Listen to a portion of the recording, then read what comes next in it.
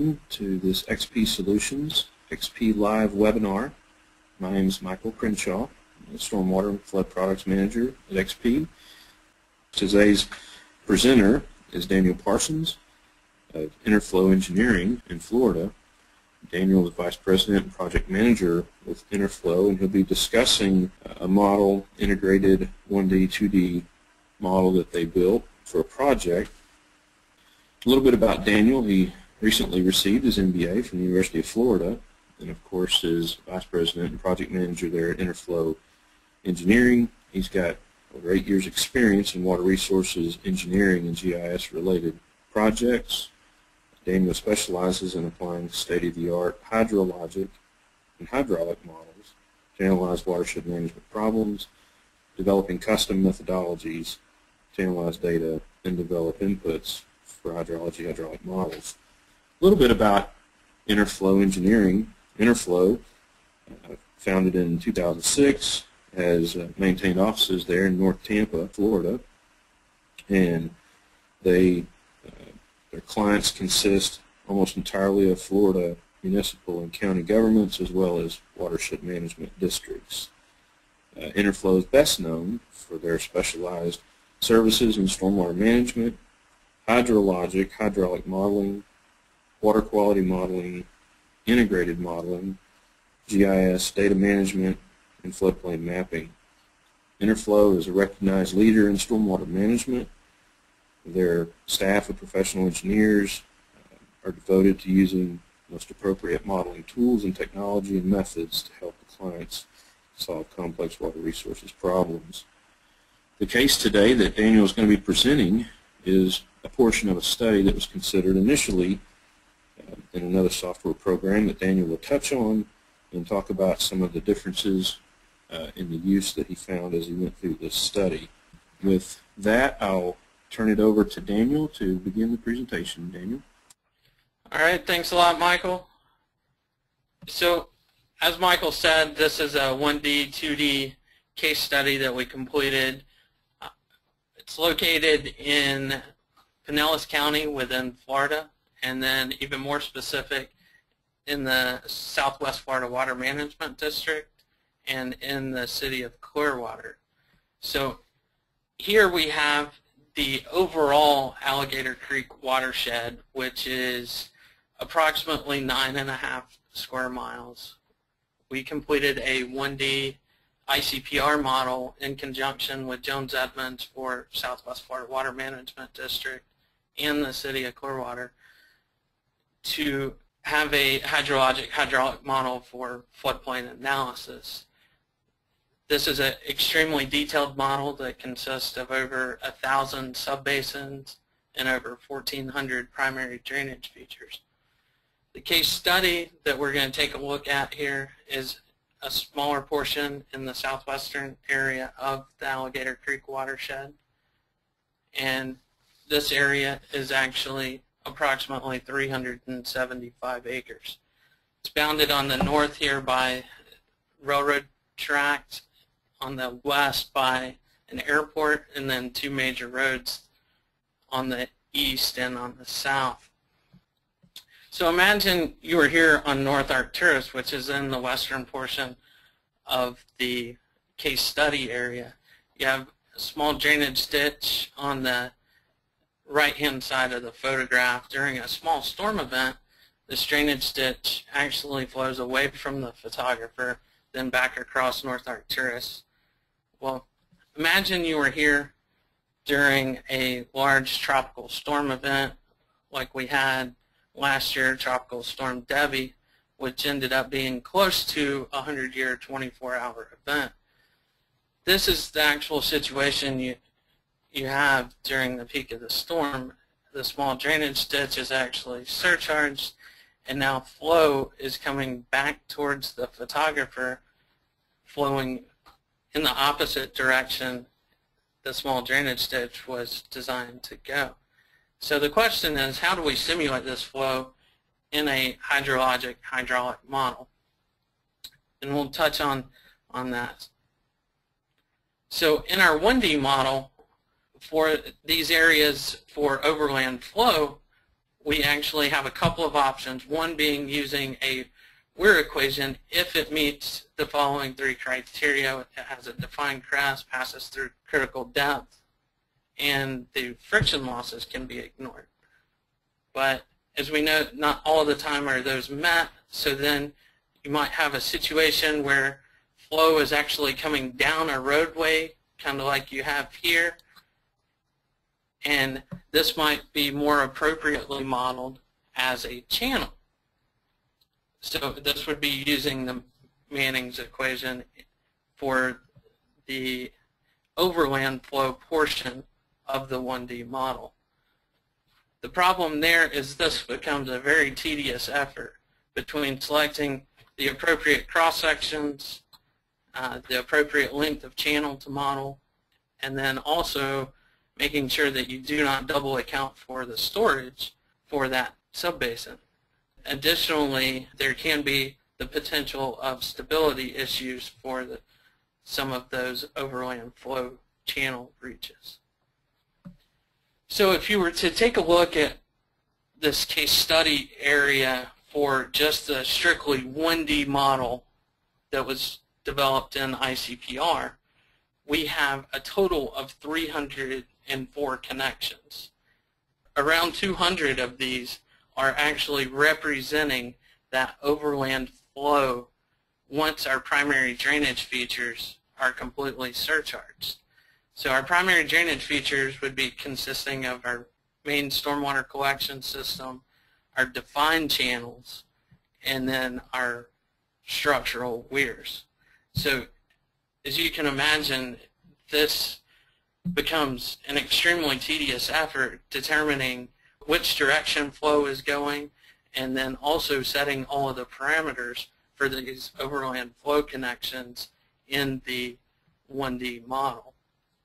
Well, you come to the example of using a 1D, 2D model as XP Swim, and we have our primary drainage features, which are going to be the exact same features of the primary features in our 1D model. These are going to be the 1D portion of the 1D, 2D. So we are now reducing the amount of complexity in the model setup by only having 109 versus the 304 that I previously had. And then you let the concept of the 1D, 2D model in XP Swim take care of, on the 2D surface, the flow on the 2D surface. So as you can see here, the lower portion would be our primary drainage features, our stormwater collection system, our defined channels, and structural weirs. Then once those are surcharged, then flow would be introduced onto the 2D surface, and the calculations would be completed on the 2D surface. And you can see on the lower left-hand side another diagram here showing that how you can have both the 1D elements and the 2D mesh going on in conjunction with each other. So it's all solved based on this. Luckily, I do not have to sit here and solve this over and over. XP has worked on developing the 2D portion, and this is solved all within the model. The engineer does not have to make the decision of what direction flow is going. It's all solved on that 2D surface. So then the question is, what do you need in order to develop the 1D, 2D model in XP Swim? So we converted, as I mentioned previously, the 1D elements of the primary drainage features in our 1D model into our 1D elements in the 1D, 2D model. So these were our primary drainage features, our channels, structural weirs, and stormwater collection system. And then to build on that, our 2D elements, we have the DTM, a 2D inactive layer, land use, and then the connections between the 1D and 2D. we'll take a look at each one of these and how they interact in the model. So for our case study area, we used a digital elevation model that was developed from the 2007 FDEM project, and this is a 5-foot DEM, which is coincidental with our 2D mesh that you will see later on. So we're actually using a very detailed 2D mesh for this case study. Now here we have our 2D inactive area, and these areas are representing the structures within the case study area, and then also you can see that there are some large storage areas that are also being represented. So these would actually be in the 1D model represented with a stage area relationship at that node. So we do not double account. This is a portion of the 2D inactive area. Here we have our 5-foot grid size that I mentioned, and as you can tell, there's several 100,000 grid cells, and once flow is introduced onto the 2D surface, then the calculations are being completed based on the St. Bernard's equation. This provides us with a multitude of results in order to be able to review those in multiple different fashions, as we will see later in the presentation. So if you wanted to minimize the number of grid cells that you have, you do have the option of having multiple domains where you can have a really detailed area, urban area of the watershed that you want to do on a 5-foot DEM size or grid mesh, and then a more rural area that maybe you want to go to 25-foot grid mesh. You can actually have those multiple domains within the same model. And then here we have our land use, which is another important aspect of the 2D that we can just import directly into XP Swim. And you see that it's got a lot of commercial and industrial area that creates a lot of runoff. So we were expecting to see during the 100-year 24-hour event a lot of that overland flow that you saw at the beginning of the presentation. Now getting into the node input, you actually see here NA 3180 is an inlet on the side of the road where if you were to link this to the 2D surface, you would do that via the spill crest.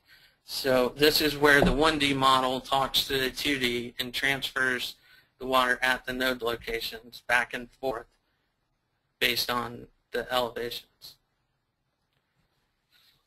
Then another option as far as transferring the data from the 1D to the 2D are the connections between the pond and channels.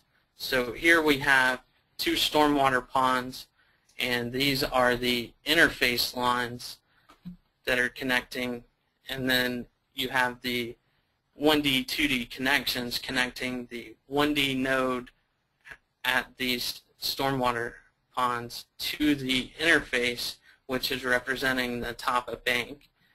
And as I mentioned on the 2D inactive slide, these areas are also part of the 2D inactive area because the stage area relationship is being modeled in the 1D portion related to that node. So then once it gets to that interface line, it then is able to interact with the 2D surface, and the calculations are completed on the 2D mesh. Another example would be a natural channel. Say you wanted to have a more defined cross-section for that channel than your 2D surface can give you. You would use your traditional, say you have survey for that area, you can use that traditional survey and for your 1D channel, and then connect it via the interface lines to the 2D portion. So then the 2D portion of the model would talk to the 1D along these interface lines.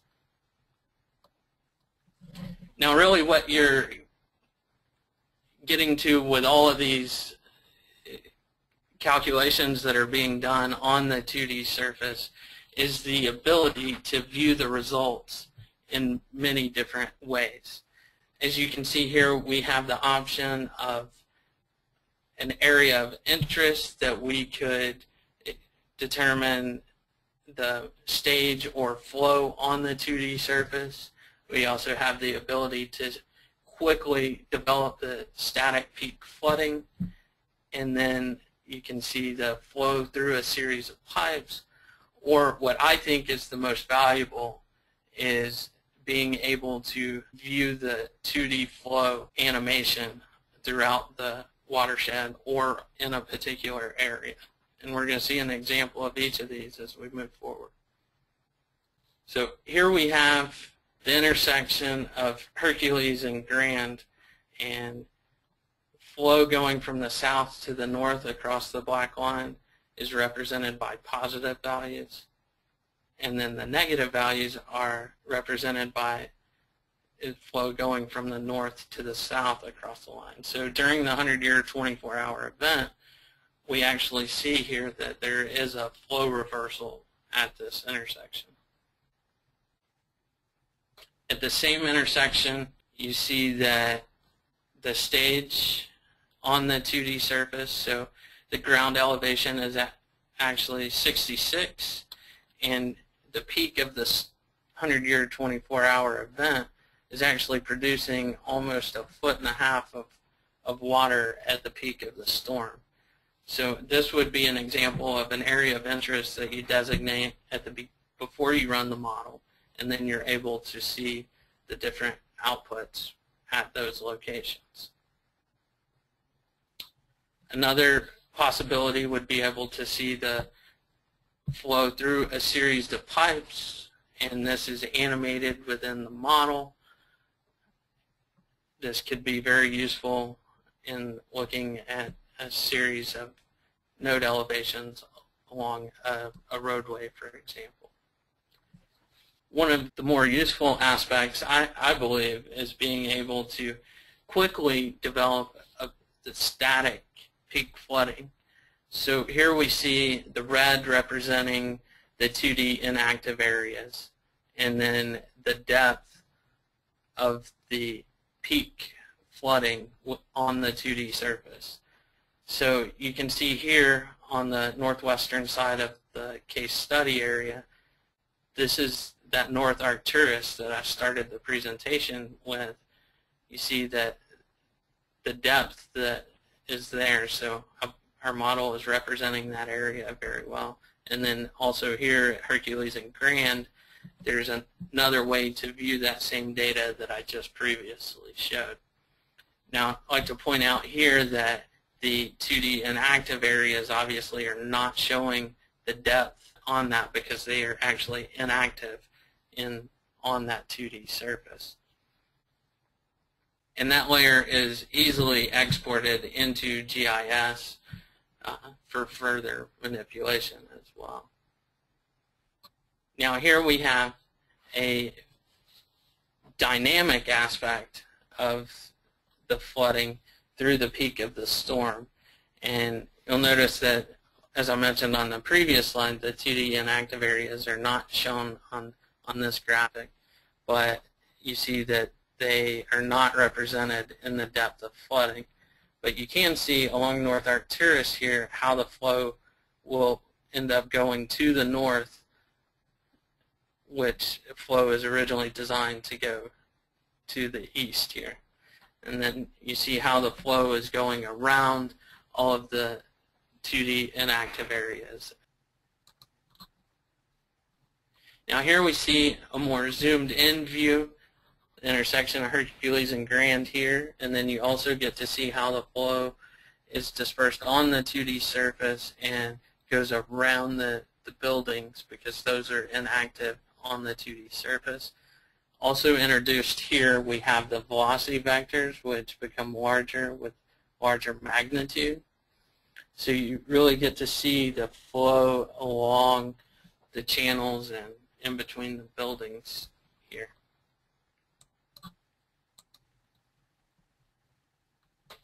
And then this is my favorite example through going through the case study. We actually have a system here that is designed to flow to the west through a stormwater collection system and then to the north along this road. Well, what happens, as you'll see in the video, is that the stormwater collection system becomes surcharged and flow actually goes back into the wetland. And this is all shown graphically and easy to show a client or city commissioner. You can see the flow going back into the wetland here. So let us play through so you can see the entire aspect of it, but the flow will surcharge here and then start flowing back into the wetland. I think this is a great visual of how the modeling actually occurs. So the goal of all of this between the 1D model and the 1D, 2D model really is to spend less time on the model building and more time on the actual engineering analysis. So with the reduction in time setting up parameters for overland flow using weirs and channels, we actually have a more sophisticated solution using the St. Venan's equation, but with a faster setup of the model, allowing us more time for the actual engineering analysis. So our case study experience for this, working with XP, we really, I can't emphasize enough how the level of complexity was reduced. We had, like I mentioned before, over 300 total links in our simply 1D model. Of those, 200 were representing overland flow.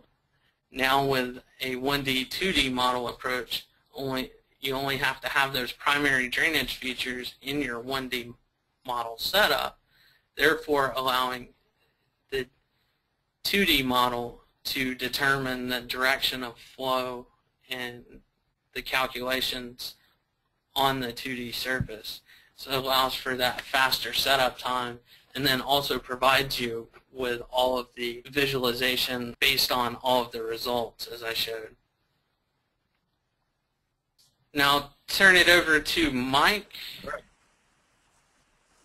right, Daniel, thank you. We have just a couple of questions that came across as you were presenting, and one you touched on there at the end, and maybe you could go back and highlight it just a little bit more for us. In the previous model, you said you had put in the parameters and were approximating things as weirs.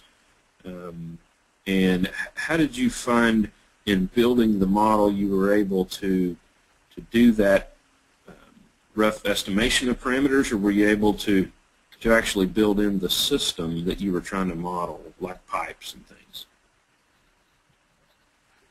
Well, as I showed towards the beginning of the presentation, we had approximately 300 total connections, and of these we had almost 200 connections that were representing that overland flow. For each one of these, we had to develop weir coefficients, weir inverts, and then also for the channels you have to determine Manning's ends, appropriate cross-section locations, and then also determine whether to model it as a weir or a channel. So what using XP Swim and the 1D, 2D model provides you with is the ability to just put in your 1D primary drainage features, and then the 2D aspect actually solves all of the solutions for you using the St. Bernard's equation, and based on your inputs, your DTM, land use, and so forth. It does have all of the same detail that the 1D model does. In fact, it is a more sophisticated solution using the St. Bernard's equations to solve that shallow flow on the 2D surface versus using a weir or channel to try to represent that flow.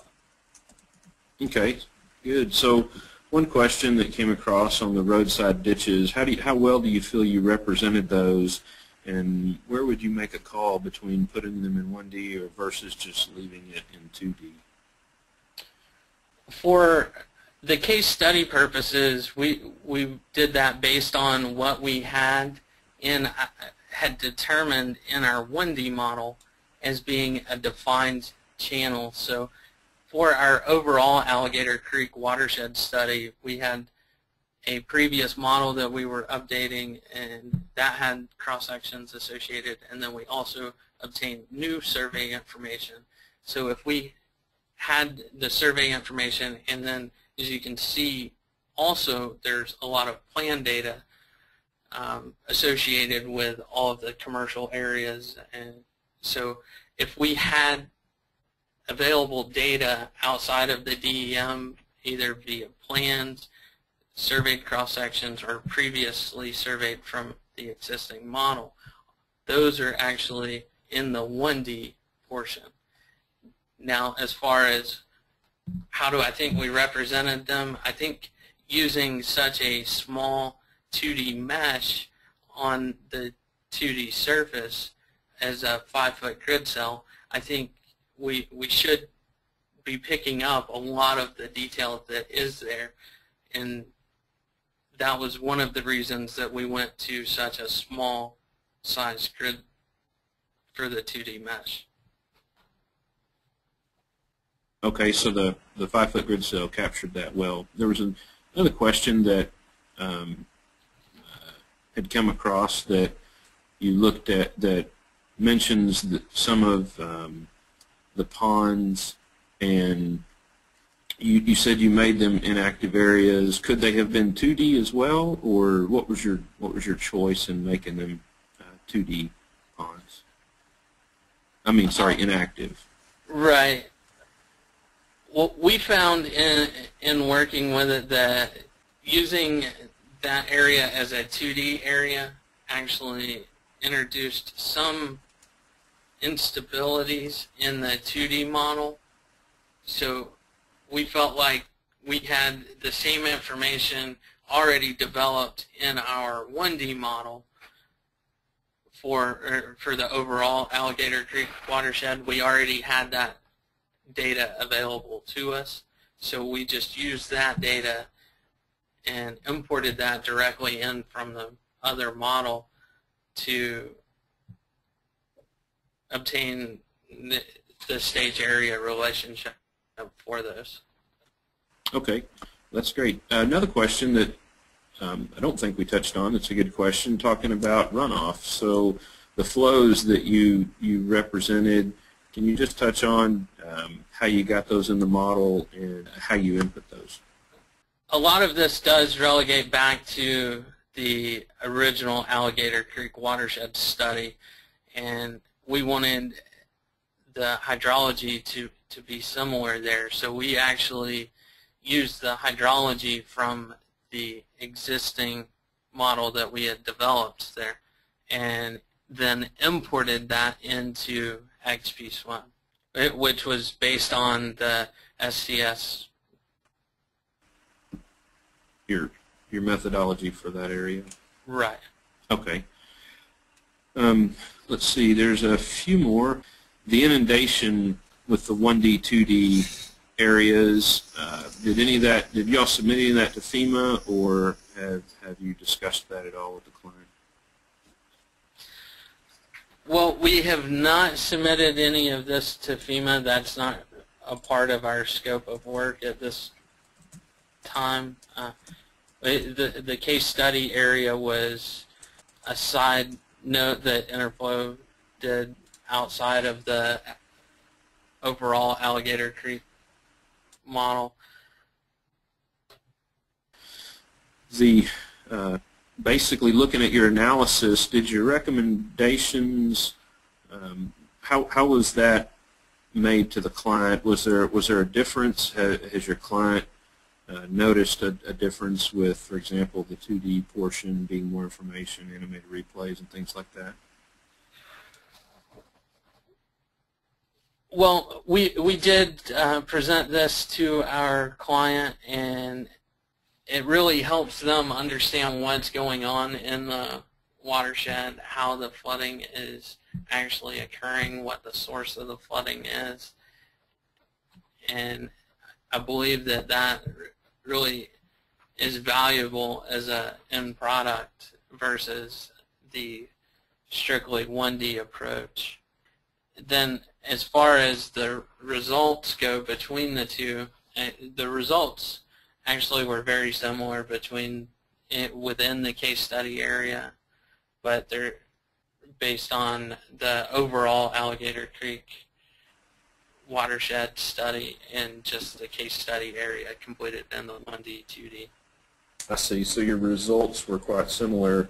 Your build time and your amount of effort on your part developing the study was actually reduced due to the parameterization. That is correct, sir. Okay. Can you just touch on the boundary conditions maybe a little bit that you set up for the model?